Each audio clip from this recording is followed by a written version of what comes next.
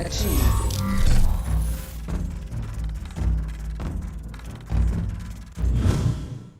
Holy wow. Happy, what day of the week is it? Happy Wednesday, everybody.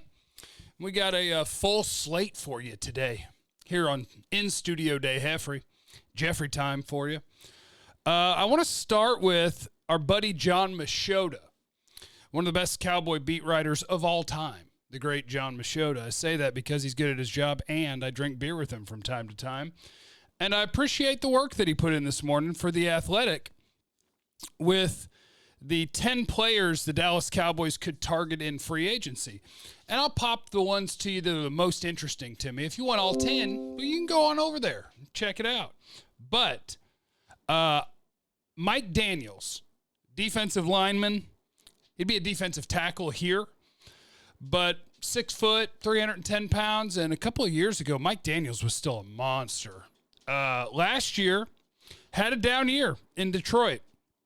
He'll be 31 coming up in May, so we got an old man, which the Cowboys aren't real keen on paying. But I think right now they're in a spot where you've got to add veterans who are going to be at a reasonable price. And one of the things that makes people a reasonable price, old people. Mike Daniels, repaired with Mike McCarthy. I don't hate the idea at all. He started, let's see here. He started 14 games. Oh, that's back in 2017. Played in 9 games last year, 10 in 2018. So old people start getting hurt, but if you could get him for a reasonable price, I like the idea of Mike Daniels. Get him back in the mix, get you a fatty down there. And when I say fatty, I don't say it insultingly. I say it as a man of size and girth that can really help your defensive line. Another tight end option, I'm not going to list or another free agent option. I'm not going to list the tight ends because I don't care about tight ends. I don't need to add anything. I got Blake Jarwin. I got Dalton Schultz. I'll add an undrafted free agent. This is the year of the Jarwin. It's time to get your shine on, Blake Jarwin. Jason Witten, you can't come back. Clinton Dix, maybe, I guess because he was a former Packer, but he was traded away from the Packers while Mike McCarthy was the coach. I don't know about the Clinton Dix thing. I think it's more likely that what you end up with is Xavier Woods as one of your safeties, and as your other safety, either somebody who's getting drafted this year, Donovan Wilson, or Jeff Heath. I'm just saying. I'm not saying, I'm just saying. I don't think he's going to have a ton of interest. And maybe the Cowboys, no, none of his coaches are here anymore. I don't know. Play all the special teams. Not a terrible safety. Greg Zuerlein at kicker. Okay. He had a down year last year, but for his career, he's been a really good kicker. But again, I'm good with Kai Forbath. I'm good. I just want you to make it from 40 to 48. Because anything other than that, I don't want my coach out there like, well, we can kick it from 55 here, so maybe we shouldn't try to go get a first down. Go score touchdowns. Don't play like cowards. They played like cowards sometimes when they had a really big-legged kicker. Just get me one who makes the field goals that we want to make.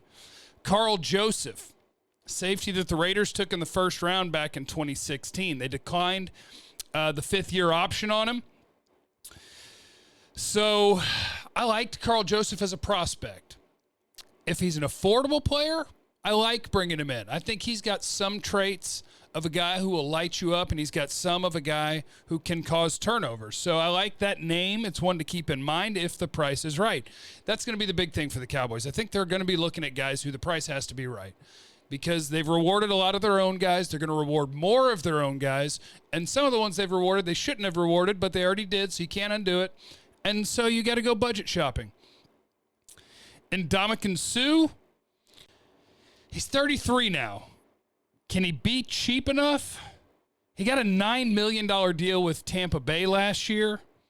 He only had 2.5 sacks, 41 tackles, 7 tackles for loss, 14 quarterback hits. Those aren't the numbers of a dominant player anymore. And so maybe his price tag continues to come down and he could be an effective fat boy in the middle for you. So there you go, some free agent names for the Cowboys. And now we kick it over to some of the questions from the people. It's from you guys, which I appreciate. So in the comments, make sure if you want something talked about tomorrow, just leave it in the comments of the video at youtube.com/Jeff Kavanaugh, and I'll try to get at you. What's your name? Monarchsky? Can you talk Brian Broaddus into doing his own YouTube channel as well, or co-hosting yours? I miss his insight into Cowboys and the draft, and I can't listen to him much during the day or on the radio due to work. Radio.com app. Download the Radio.com app. Brian Broaddus, who's now part of the G-Bag Nation with myself and Gavin Dawson, Monday through Friday, 2 to 7 on 105.3 The Fan. Radio.com app, and you can rewind. So whatever time you're home, if it's 10 p.m., whatever, Radio.com app, go to 105.3 The Fan, hit the rewind button, pick our show. And if you want to hear draft content, rewind it to 3 o'clock. That's the Big Board Report. 4:20, that's the unnamed segment of Broaddus and I talking draft. We'll do it twice a day, every day leading up to the draft. Mateo, he says, Jeff, how scary would the Redskins' defensive line be with Chase Young, Jonathan Allen, Deron Payne, Montez Sweat? Sheesh. Add Ryan Kerrigan. Yeah, that'd be a pretty good D-line. I tell you what, Jonathan Allen hasn't had quite the impact on the league that I thought he would, but that'll still be a really nice line. If Montez Sweat keeps coming along, they keep Ryan Kerrigan around, you add Chase Young, and you got the Alabama boys in the middle, yeah, that's a good D-line. Good news about it is that organization's a train wreck. Nobody likes them, so I wouldn't worry about them too much. It'll fall apart. It'll always fall apart. Matthew White, he wanted to know about Carl Joseph. There you go. We've already discussed Carl Joseph. Yeah, if you could get him on a nice friendly deal for the team, yeah. Now, I got 2 questions from you folks, about the same prospect, because I think I mentioned him while I was doing mock drafts, how maybe we need to consider this guy. K'Lavon Chaisson, edge rusher, LSU. Jeff Rice says, K'Lavon Chaisson is literally the exact same weight and 1 inch taller than DeMarcus Lawrence when he came out of Boise State. If he's there at 17, do you pull the trigger? Ben Brown says this, Chaisson is Taco 2.0. Miss me with that crap. This is the interesting thing about this draft class of pass rushers. Chase Young is great. After that, who's your second guy? Mine might be Yeturgros Matos, Penn State. Combine could help here a little bit. A.J. Epinesa has so much production, and I think he's so strong, and he's such a solid player. But when guys are missing the great pass rush traits, it's tough to be a great pass rusher without really good athleticism, being able to win outside consistently. And so I got hesitations on Epinesa, even though he's got all the production you could possibly want. Penn State's Yeturgros Matos, he's got production, but I also see some of those traits that I like in the pass rushers. And K'Lavon Chaisson is the guy who does not have the production. So here's where him and Taco, you can't compare the two. Taco was a big dude, long, kind of your standard. If you said, hey, 4'3" defensive end, you probably picture his height and weight, so he kind of looks the part. And he had a 10-sack season at Michigan, so he had some production. But he was that guy that you don't see the good pass rushing traits when you watched him in college. That's why I had him as like a 2-3, like a late 2 or a third-round pick. And the Cowboys, of course, took him in the first.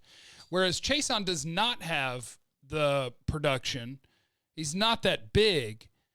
But at his best, he shows you a guy that can win outside or inside, a guy that's got that athleticism. So keep your eyes on the combine, because the combine will tell us. Watch the 3-cone drills. Watch the 10-yard splits in the 40s, in the 40-yard dash. I don't care how long it takes them to run a 40, but I am interested how quickly they can do the 10 yards. So let's keep an eye on these pass rushers, and let's not write off Chaisson. If he goes out there and runs a 6'7" 3-cone and has a 1.54 as his 10-yard split, I might be interested at 17, depending who else is available. Fry Daddy, he said, Jeff, I love your show. Always fun with the one-take man. Oh, yeah, I am the one-take man. You will never, ever catch me. Well, you wouldn't catch me even if I did do multiple takes, because you wouldn't see the previous takes. But, yeah, I believe if you screw up, who cares? Just keep talking.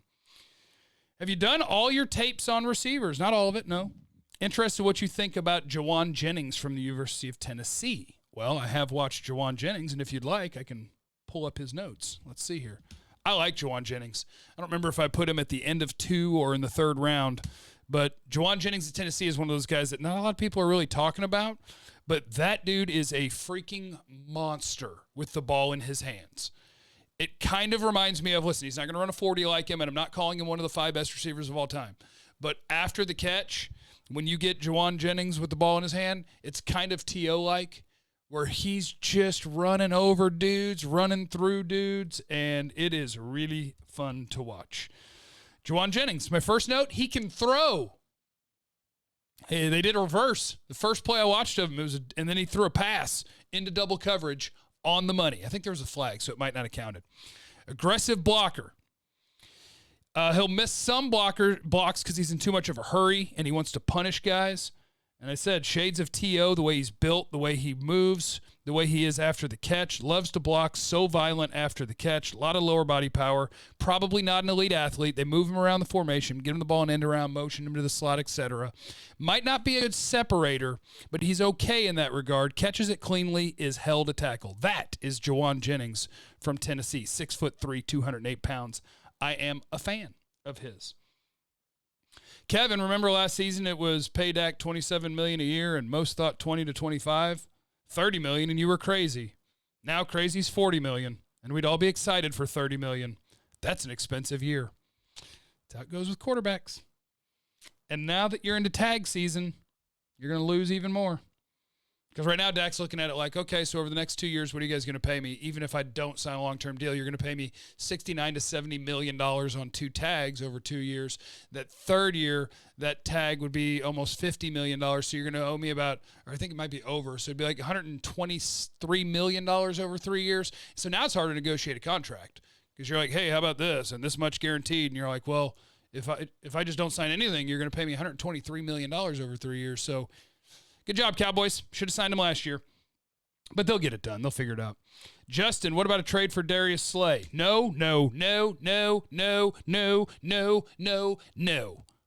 You have a guy as good as Darius Slay that's been here forever. You can just tag him or sign him. You don't trade for the right to pay somebody who's comparable to a guy you already had. Be cool to Byron Jones, y'all. Byron Jones is really good. Keep him on your football team. Don't go trading for a guy. If you're going to replace Byron, has to be with a draft pick, has to be with money, can't be with both. That is silliness. All right, leave what you want to talk about tomorrow in the comments. Make sure you're tuned in to G-Bag Nation today.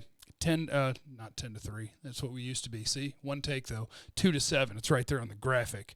Make sure, check 1053thefan.com. Turn on the notifications on the YouTube page so you don't miss a video. And I love you guys. Oh, and Trust the Tapes today. Going to go record with Brian Broaddus, so don't miss that wherever you get your podcasts, whether it's iTunes, whether it's radio.com, wherever you look. You can just Google it, Trust the Tape. That episode will probably be up by 2 or 3 Central today. So I will catch you guys on Trust the Tape and tomorrow.